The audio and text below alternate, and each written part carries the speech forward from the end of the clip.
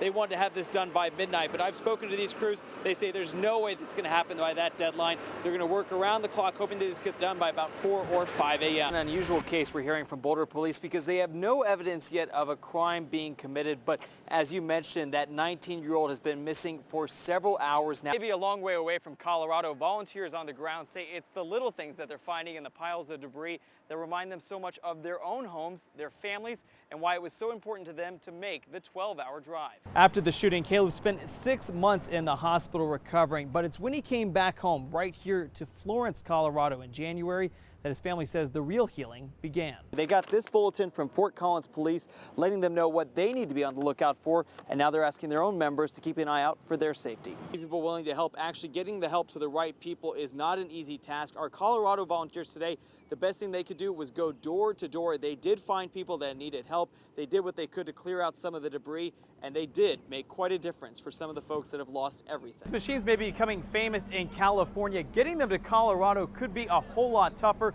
That's because state lawmakers are still trying to figure out what will be allowed in our backyard.